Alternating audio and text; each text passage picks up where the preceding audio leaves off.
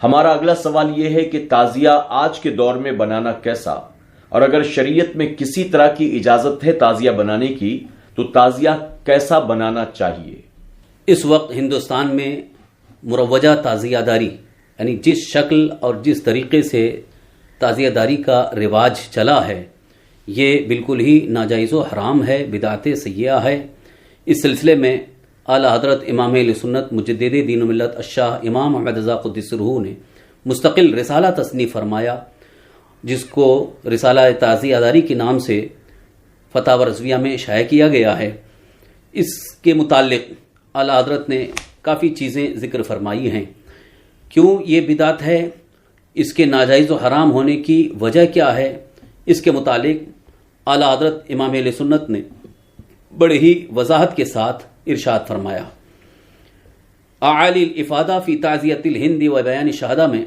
تعزیہ داری کا حکم بیان کرتے ہوئے اعلیٰ حضرت امام اہل سنت تحریر فرماتے ہیں کہ تعزیہ کی اصل اس قدر تھی کہ روضہ پرنور حضور شہزادہ گلگوں قبا حسین شہید ظلم و جفا صلوات اللہ تعالی وسلامہ علی جدہ الکریم وعلیہ کی صحیح نقل بنا کر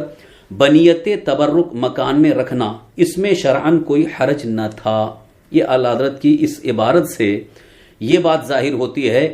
کہ آپ فرماتے ہیں کہ اگر حضرت سید الشہداء امام علی مقام رضی اللہ عنہ کے روضہ پاک کی اصل شبیہ یعنی نقش کاغذ پر یا دفتی پر اگر بنا کر اسے زیارت کے لیے رکھا جائے تو اس میں کوئی حرج نہیں ہے، لیکن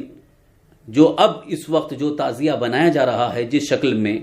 تو وہ بالکل ہی غلط ہے اور اس کا کہیں بھی ثبوت نہیں ہے۔ اس کے متعلق اعلیٰ حضرت نے بہت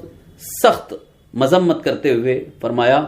جو حال بے خرد نے اس اصل جائز کو نیست و نابود کر کے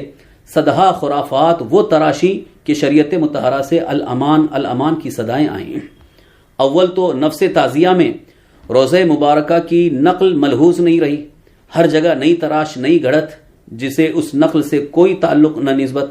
پھر کسی میں پریاں، کسی میں براق، کسی میں اور بیہودہ تمتراق، پھر کوچا بکوچا دشت بدشت اشاعت غم کے لیے ان کا گشت اور ان کے گرد سینہ زنی اور ماتم کی شور افغانی، کوئی ان تصویروں کو جھک جھک کر سلام کر رہا ہے، کوئی مشغول طواف، کوئی سجدے میں گرا ہے، کوئی ان مایہ بدعات کو معاذ اللہ جلوہ گائے حضرت امام اعلیٰ جدی وعلیہ الصلوۃ والسلام سمجھ کر اس ابرک پنی سے مرادیں مانگتا ہے، منتیں مانتا ہے، حاجت روا جانتا ہے، پھر باقی تماشے باجے تاشے مردوں عورتوں کا راتوں میں میل اور طرح طرح کے بیہودہ کھیل، ان سب پر تر رہا ہے۔ غرض عشرہ محرم الحرام کی اگلی شریعتوں سے اس شریعت پاک تک نہایت بابرکت و محل عبادت ٹھہرا ہوا تھا، لیکن ان بیہودہ رسوم نے جاہلانہ و فاسقانہ میلوں کا زمانہ کر دیا۔ اب بہار عشرہ کے پھول کھلے، تاشے باجے بجتے چلے، طرح طرح کے کھیلوں کی دھوم، بازاری عورتوں کا ہر طرف ہجوم، شہوانی میلوں کی پوری رسوم جشن، یہ کچھ اور اس کے ساتھ خیال، وہ کچھ کہ گویا یہ ساختہ تصویریں بیانی حضرات شہداء رضوان اللہ تعالی کے جنازے ہیں، کچھ نوچ اتار باقی توڑ تاڑ دفن کر دیے، ہر سال اذاعت مال کے جرم و وبال جداگانہ ہے۔ اللہ تعالیٰ صدقہ حضرات شہداء کربلا علیہم الرضوان کا ہمارے بھائیوں کو نیکیوں کی توفیق بخشے اور بری باتوں سے توبہ عطا فرمائے۔ یعنی اعلیٰ حضرت امام اہل سنت نے اس وقت ہندوستان میں جو رائج تعزیہ داری ہے اس کے اندر جتنی خرافات ہیں ان کا ذکر فرما کر آپ نے فرمایا کہ شریعت مطہرہ میں کہیں سے اس کی کوئی اجازت نہیں ہے، یہ سراسر ناجائز ہے، حرام ہے، بدعت سیئہ ہے اور سخت گناہ ہے۔ اسی لیے تمام فقہا متفقہ طور پر مفتیان کرام، مفتیان اہل سنت یہی فرماتے ہیں کہ اس وقت تعزیہ داری اس طریقہ نامردیہ کا نام ہے جو قطعاً بدعت و ناجائز و حرام ہے۔ جن لوگوں نے اس کی اجازت یا جواز کے متعلق کہیں سے ادھر ادھر سے نقل پیش کی ہے، اس کو بھی اس سے کوئی تعلق نہیں ہے، بلکہ یہ ایک طرح سے ایک بدعت کے ایجاد کے لیے نئی راہ گڑھ لی گئی ہے۔ خلاصہ کلام یہ ہے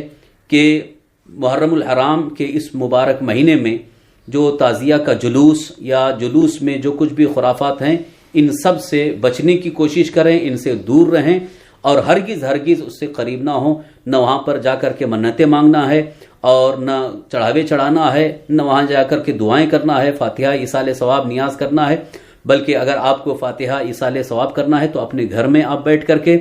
جو بھی حلال چیز اچھی چیز بنا کر کے بارگاہ امام علی مقام میں شہدائے کربلا کی بارگاہوں میں ایصال ثواب کر سکتے ہیں. اور جو منت ماننی ہے اللہ کی بارگاہ میں کسی نیک عمل کی منت مانے، انشاءاللہ وہ اللہ تعالیٰ پوری فرما دے گا. جہاں تک ہو سکے خرافات سے بچنے کی کوشش کریں. اور اس کے علاوہ ایک اور صورت بچنے کی یہ بھی ہو سکتی ہے کہ اگر علماء اہل سنت، سنی صحیح العقیدہ علماء اور خطباء کے اگر خطابات یا بیانات کا اگر سلسلہ جاری ہے تو وہاں بیٹھ کر کے شہادت امام علی مقام رضی اللہ عنہ اور واقعات شہادت کو سنیں تو اس سے اپنے دل میں اصلاح بھی پیدا ہوگی. اللہ تعالی ہمیں اس کی توفیق نصیب فرمائے. السلام علیکم.